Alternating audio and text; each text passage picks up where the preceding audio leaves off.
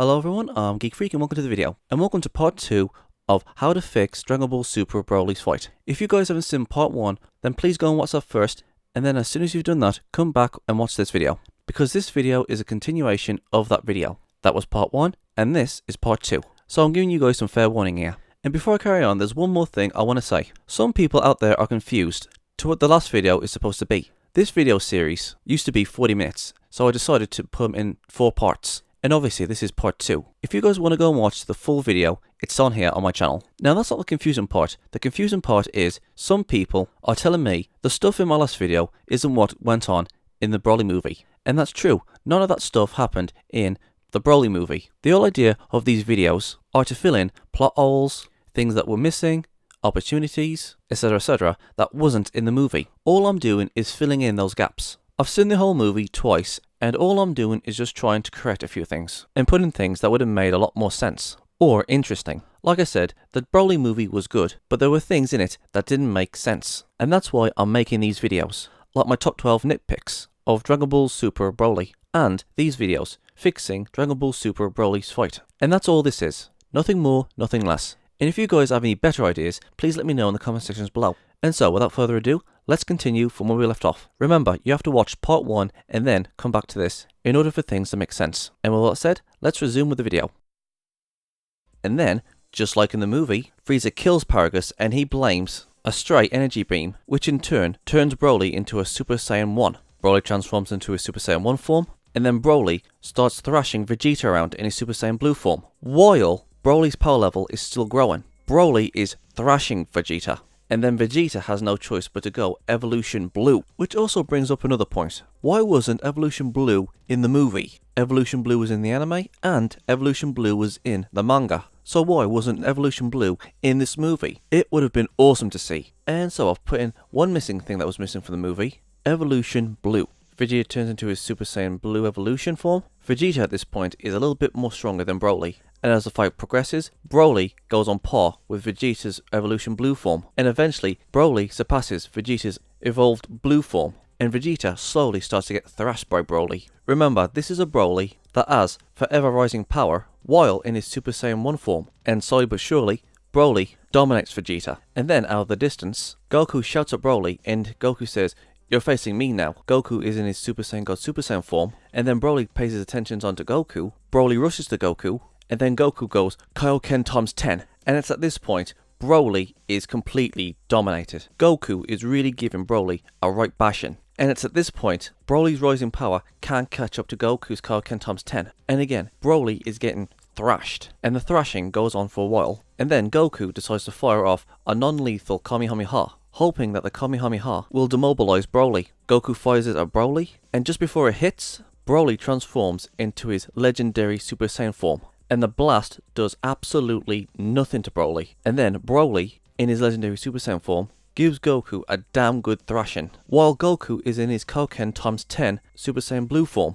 And then Goku has no choice but to go Kaioken times 20 and fires a Kamehameha point blank at legendary Super Saiyan Broly. And when the dust settles, it did absolutely nothing to Broly. And when Vegeta sees this, he jumps in and helps Goku fight against Broly, while in his Evolution Blue form. So we've got Goku in his Blue form with a Kaioken times 20, and Vegeta in his Evolved Blue form. So it's 2-on-1, Goku and Vegeta versus Broly. And also, just like Evolution Blue, why the hell wasn't the Kaioken in this movie? I mean, come on, I'm pretty sure everybody wanted to see the Kaioken times 20 used against Broly. I also have something else to say about the Kaioken times 20, but I'll get to that later. In a team, they're doing pretty well against Broly. And when I mean well, they're doing well to survive against him. They're both working together as a team. And then Goku and Vegeta has no choice but to do a tactical retreat. And, just like in the movie, they lead Broly to Frieza. And then Goku teleports to Piccolo, just like in the film. And Goku and Vegeta tries to figure out what they can do about Broly. And while that's happening, Frieza is getting the thrashing of his life. And then Goku says, "I have an idea, let's do fusion." And this is a plot hole that I want to cover. In the movie, why didn't Goku just teleport to the land of the Kois and ask them for the Potara earrings? Because here's the thing, it took an hour for Vegeta to get the fusion dance right. It would literally take Goku 2 minutes to get to the land of the Kois, ask them for the Potara earrings, and then teleport back to Vegeta, and then boom, you've got your fusion. And during that time, Frieza was getting his ass kicked, which was funny. But did Goku and Vegeta ever think, oh, Broly might destroy the planet, or something else might have gone wrong? What was the guarantee Broly wouldn't destroy the planet? And also, how the hell did Frieza manage to stay in gold for an whole hour? Frieza was in and out of his gold form during the Tournament of Power. He didn't stay gold for the rest of the tournament. His golden form drains a lot of power. Frieza had to turn it on and off to preserve energy, and the Tournament of Power was 48 minutes. And you're telling me that he was able to stay in his gold form for an hour? Dude, that's pretty freaking ridiculous.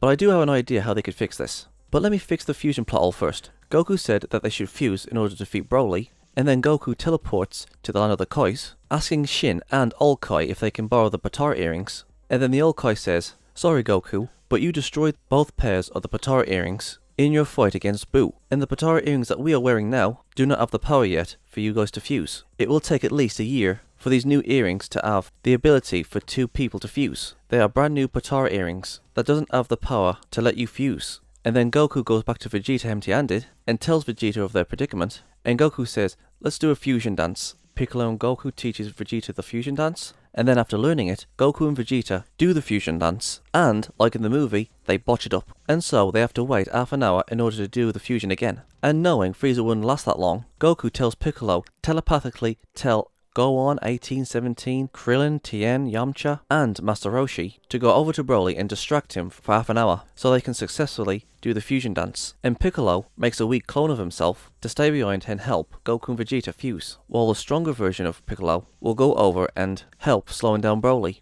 But before I continue, there's one thing that's been bothering me. What exactly is Broly's legendary Super Saiyan form? What does his legendary Super Saiyan form actually do? What's its special ability? What's its multiplier? We need to remember that this Broly and this legendary Super Saiyan form is different from old Broly. Broly's power continues to grow no matter what form he's in, and that's exactly the problem. With the old Broly, everything that was unique to Broly was in his legendary Super Saiyan form. His ki kept on growing and growing and growing to a point where Broly had to release a lot of ki, otherwise he would have exploded. Well, that's to assume that would have happened. The old Broly's power didn't grow and grow and grow. In the Dragon Ball Super Broly movie, the new Broly in Dragon Ball Super Broly, his power can grow in his base form, in his Wrath form, and his Super Saiyan form, and in his legendary Super Saiyan form as well. And it doesn't look like he needs to release ki, like what the old Broly used to do, in his legendary Super Saiyan form. So, Dragon Ball Super Broly has a new form called the Wrath form, and he can rise his power indefinitely, no matter what form he's in. The Wrath form gives him a 10 times multiplier, his Super Saiyan form gives him a 50 times multiplier. But again, what exactly does this form actually do? This Broly is different compared to the old Broly. I'll give it a shot in the dark, but maybe, just maybe, Dragon Ball Super Broly's legendary Super Saiyan form is the same as old Broly's legendary Super Saiyan form, where his ki rises indefinitely. And to be honest, that's the only thing that I can think of what this new form can do. And again, we don't know what its other abilities are, and we don't know what the multiplier for it is. And I'll be honest, this should have been on my top 12 nitpicks of Dragon Ball Super Broly, not giving us an explanation of to what Broly's legendary Super Saiyan form is or what it can do. So if Dragon Ball Super does come back, I would like them to explain what the legendary Super Saiyan form is and what it can do and what its multiplier is. So yeah, I just wanted to point that out, and so let's continue. Anyways, like I said, Piccolo contacts Krillin, 1817, Gohan, Master Roshi, Tien, and yes, even Yamcha, and Piccolo tells them to hurry up and get where Broly is. And as everybody's flying over there, Piccolo explains what's happening. He explains that Broly's out of control and he could destroy the world, and Piccolo tells them to keep Broly distracted until Goku and Vegeta successfully fuses. And one by one, everybody gets to the area where Broly and Frieza is fighting. Everybody gets to the area in 10 minutes, except for Android 17. But trust me, he'll be there. Now, everybody except for Android 17, which is running late, is at the area where Broly is. Frieza, Krillin, 18, Gohan, Master Roshi, Tien, Piccolo, and Yamcha are all getting ready to fight Broly. Now, I'm going to ask you guys something. What does this remind you of? You have 8 heroes and an old villain fighting off against a Saiyan enemy. Ding ding ding, that's right. This is exactly what happened in the Saiyan saga. In Dragon Ball Z, you have 5 villains and an old enemy standing together against a common enemy, which was Nappa and Vegeta, which was Saiyans. So, this is a throwback, or a nice little Easter egg, from the Saiyan saga, but this time we've got 17 and 18, and Master Roshi, and an Ultimate Gohan.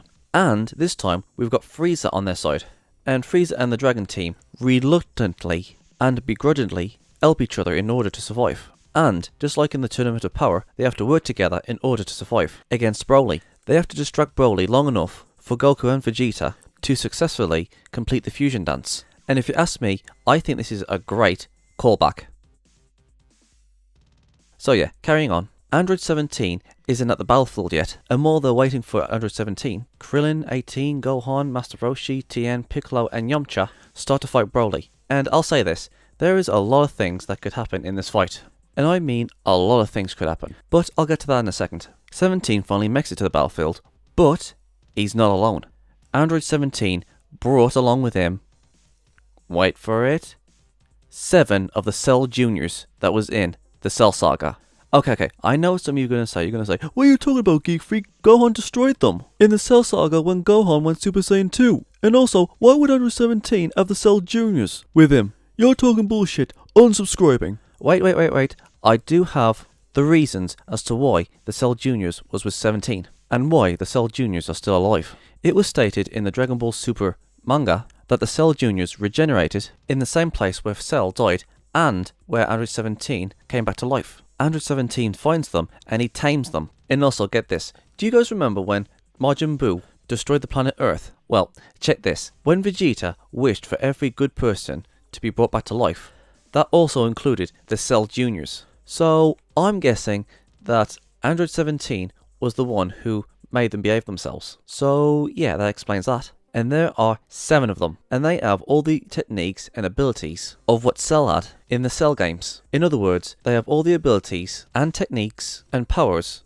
of Piccolo, Gohan, Krillin, Tien, Frieza, King Cold, Goku, Vegeta. Cell's genetic material is made from the most powerful fighters in the world. Trunks, Nappa, Raditz, and the Cell Juniors can do all of their abilities. To breathing in space, to regenerating. They basically know every single technique from the Cell Saga that Cell can do. And not only that, just for the hell of it, they can also go Super Saiyan 2, just like Cell did at the end of the Cell games. And the reason why they can go Super Saiyan 2 is because Android 17 has been training with them. So yeah, there are 17 fighters, which is Krillin, 17, 18, Gohan, Master Roshi, Tien, Piccolo, Yamcha, Frieza, and 7 Cell Juniors that can go Super Saiyan 2. So, you have 16 fighters versus Broly. Let me ask you guys this. How freaking cool of an idea is this? This is also another callback from movie 8, where the old Broly was fighting Gohan, Trunks, Piccolo, Goku, and Vegeta. Except this time, it's done with 16 fighters. Come on, you guys can't tell me that this isn't a good idea. Come on. And also, while all 16 fighters are fighting Broly, Broly's power isn't rising as fast as it was when Broly was fighting against Vegeta and Goku. In fact, Broly's power is actually growing slower because even though it's 16 against 1, they aren't putting up much of a challenge for Broly to get mad enough for his power to accelerate faster. Broly's rising power is slowed down a bit because Broly instinctively knows that all 16 fighters aren't a threat to him compared to his power. And now, let's talk about the fight between all 16 fighters versus Broly. And again, everybody has to distract Broly long enough for Goku and Vegeta to successfully do the fusion dance. And, just like in the movie, they failed twice. So it'll take a full hour for Gogeta to get to the battlefield. Because again, they failed twice with the fusion dance. And so, with all that said and done, it's all 16 fighters versus Broly. What exactly could transpire between Broly versus all 16 fighters?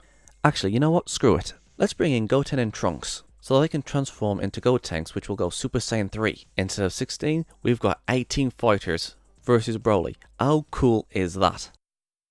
And that's it for part 2. What do you guys think? Do you think I'm wrong? Do you think I'm right? What would you change? Part 3 will be out very soon. I'm Geek Freak. Peace out.